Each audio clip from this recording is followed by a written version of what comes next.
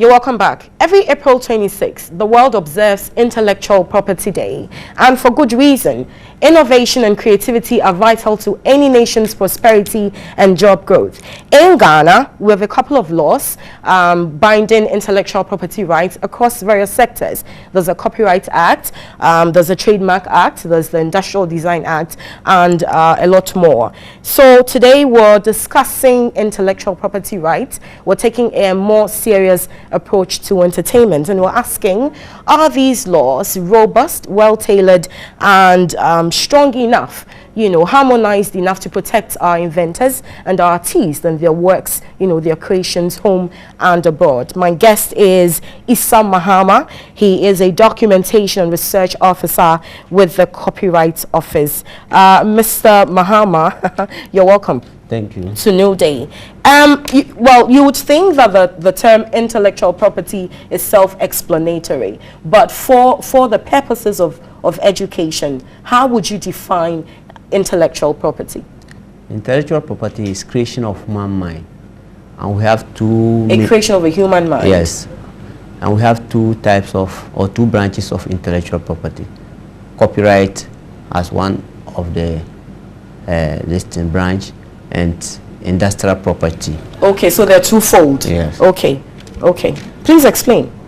The copyright focus on literal works, artistic works, music, logos, computer softwares, whilst the industrial property focus on patent, that is about inventions, trademark, trade secret, new plant variety, geographical indication. Why do they seem so disjointed? Can't we just have them under one umbrella? Can't we have them, like I just used the word, a bit more harmonized?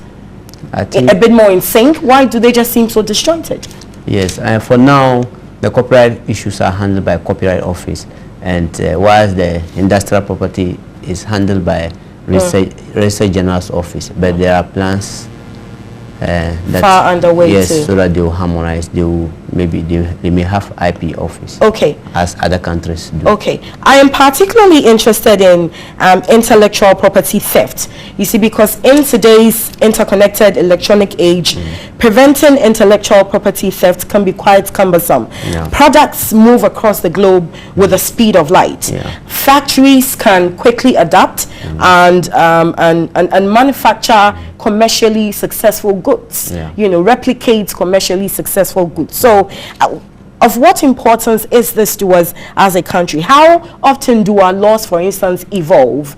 I'm asking this because I need to make a point from here. I was reading a report on copyrights sometime in 2007 in the US, and this report says that the US Chamber of Commerce estimated at the time that over 18 million Americans were employed by intellectual property in intensive industries. It said that $58 billion was lost to the U.S. economy in total output from piracy and motion pictures, music and sound recordings, business and entertainment. In fact, it's not even the entire copyright industry. So how serious do we take this? How often do the laws evolve? In fact, for looking at the Copyright Act, the Act 2005 is one of the current laws, and it has address most of the sections, the evolving sections that we can think of. Could you touch on the import of this, perhaps in buttress with some examples? Yes, because like for instance, in the Act, the Copyright Act, there's a section which talks about works are protected, but in terms of what the emerging internet and its related problems. Yes. If somebody tries to, maybe if you protect your work on internet, and somebody, because he has knowledge of the internet, he circumvents your protection and he's able to get the information, or maybe he hacked into your computer and got the information, there's a section which addresses that person has violated your rights. But other jurisdictions, they've not even gotten there. They don't have sections to address the... How do you mean other jurisdictions? Other countries, intellectual property... Let's not concern ourselves with that? Intellectual property is territorial. Yeah. It's territorial. If you are protected in Ghana, it means you are protected in Ghana. Yeah. But in terms of even copyright, the Copyright Office doesn't live in a vacuum.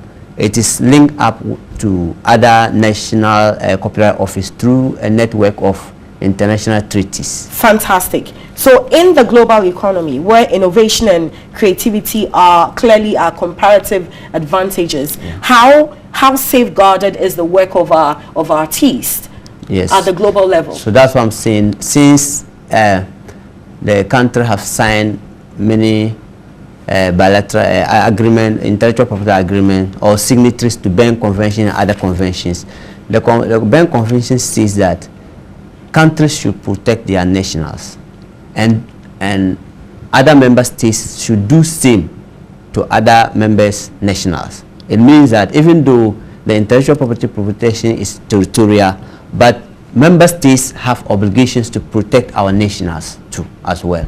In terms of copyright, I'm not talking about patent here. So it means that if an artist release his works here, and Nigeria is also a member state, they have obligation to protect his works as well.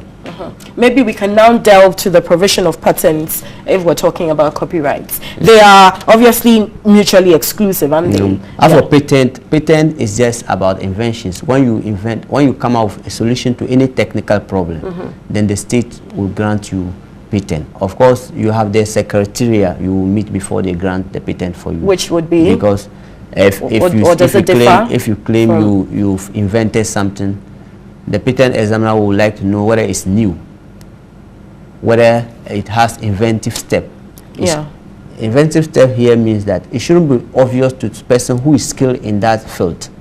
If you say you've invented maybe a mobile phone and it's new from all that comparing to all those phones we already know. Let's use Safo Kantanka's cars as an example, can we? Yes. Yeah. So if this is new, somebody who is skilled in that field, when you show it to the person shouldn't say, oh, it shouldn't be obvious to him, oh, but this is not new.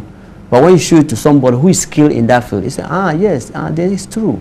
Then that means that actually that thing is new. It has qualified the second reason. Then the third reason is that it should be industrial applicable. You should be able to, it shouldn't be just mere theoretical. You know, sometimes some people will say certain, for instance, if I say that I want to invent witches detector, and people will be happy about the invention because it will help the villages. I'm sorry, it will help them to fish out the witches. But if they ask me to manufacture that witches detector, will I be able to do it? So it will just be theoretical, and people may clap for me, but I will not be able to manufacture. How long is the patent valid for? Because I know the situation differs with the copyright. It's maximum of 20 years. For the patent is 20 years. The copyright 70, all through life, and 70 years after your death. After death. Yes. Okay, this is interesting. I want to raise a point. Of course, today's world is infinitely more complex than the 18th century, when intellectual property rights actually first gained dominance, especially in the US. I have a Kindle. It's an electronic book I bought from Amazon, where I buy novels. I have hundreds of novels, but out of these novels I have 76 romance novels, and I've read about 30, and I've noticed that 25 of the 30 I have read so far seem to be modeled after one particular book titled 50 Shades of Grey, authored by E.L. James. I am wondering if E.L. James's work is not protected whatsoever, or is it that, well, I suppose there's a point to which her work is protected. Clearly explain this to me. Otherwise, I shudder at the thought of what our authors, our artists, would go through. Yes, works, as we indicated earlier, copyright works are protected throughout your lifetime and 70 years after your death. That is according to our Ghana Copyright Act. 50 Shades of Grey was published in 2011. I know it so well because in which country? In the US. Yes. And these books I read that are modeled after 50 Shades of Grey were published in 2013, 2014, some as recent as last year. in terms of copyright, we have original works and derivative work. Original works and derivative work, where the author will express the idea himself. He didn't copy it from any pre-existing works. He just expressed the idea. Yeah. Now somebody can look at the work and he has maybe he got inspiration from your work. He can create from your work. That one is different. Or somebody can look at it and he got another side. He can create something. How far or not do you go in replicating someone's work? Yes, that's what in deriving inspiration from someone. You have to do a better job at explaining. That's what I'm trying to explain. Because if you have your original work, for instance, I'll just give example. If it is in English and I want to translate it into Twi, then that means that I supposed to contact you. I need permission from you. If you allowed me, I can embark on the derivative work. You're only doing a translation in this case. No, I'm giving you an example. Okay. So then when I haven't done that, I'm also protected. Okay. But in terms of copyright, ideas are not protected. It is the expressions of the ideas. And that's why we normally say you can get inspiration from somebody's work, not plagiarism. You are not copying. You read those things and you got inspiration from it to create something different. In any case, in terms of copyright, when you put two different people in separate rooms to create work, and they were able to come out with work which look alike, and we don't have reason to believe that they copy from each other. They all did independent work. Yes. Both of them can be protected by copyright. I see. Yes. So do we know how much of a loss accrues to us as a state, resulting from plagiarism, resulting from counterfeiting, resulting from piracy? Do we know how serious is the work that goes on at the Copyright Office? Earlier, I read to you a report from the U.S. Chamber of Commerce that says that about $58 billion was lost to the U.S. economy from piracy, etc., etc. Do we have figures, to know if we're even making headway? I think they are about to do some study to see how. About to? Yes, it's expensive. Those sort of this thing they are about. I'm sorry. For how long has the concept of intellectual property rights gained dominance in Ghana? For how long? The country, we inherited the copyright law 1911 from our colonial masters. That was the first. 1911. 1911. 1911. And I suppose there's been an evolution of the laws. Yes, evolution of the law up to 2005. Yes. Okay, but back to the question: do we have any work done to know how much of a loss accrues to us? Because if this is a law we inherited since 1911, and we can still say today's we're in 2016, that we don't as yet have anything to show for how much of an impact we're making or not, that's rather sad. Yes, I think there's plans advanced to do that, to try to, because it's a research. It's not a small research. It needs a lot of resources. I think, for what I know, Switzerland is trying to assist the country to do that research. Some few other countries have done that, to do studies to know how much the copyright industry contribute to the GDP of the So exactly country. Then what do you do as a documentation research officer? In Copyright Office, we register copyright works. We also embark on educational, we educate people about copyright. We also, as part of our duties, we conduct anti-piracy exercise. As I'm speaking to you now, we have about 5 police CID officers stationed in the office. So when they want to embark on anti-piracy exercise, they will liaise with the other police. If they need reinforcement, then it will be done. What are the most commonly reported Copy Act challenges or issues?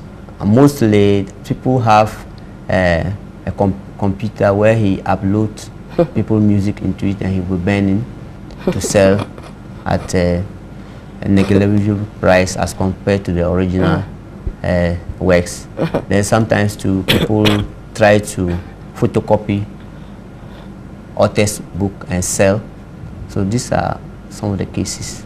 And are the laws punitive enough? Yes. To deal with? In fact, if you violate copyright, or if you infringe copyright works, the Act states that you can be fined summary. You are liable to summary conviction of not less than 500 penalty units and not more than 1,000 penalty units. And or maybe you can also be in prison for up to 3 years. But even if you continue to violate after that, every day you will fined for at least minimum of 25 penalty units or maximum of 100 penalty units. And 1 penalty unit is 12 cities. Okay. So if the judge tells 100, you, okay. If the judge tells you that you are okay, I'm not sure if that's still punitive enough, but yeah, I suppose it makes sense. Thank you. I have to let you go here. I do hope though that you get to carry out that research, you know, because otherwise I'm sorry, I wonder how you even calculate the progress you make, you know, in the Copyright Office, you know.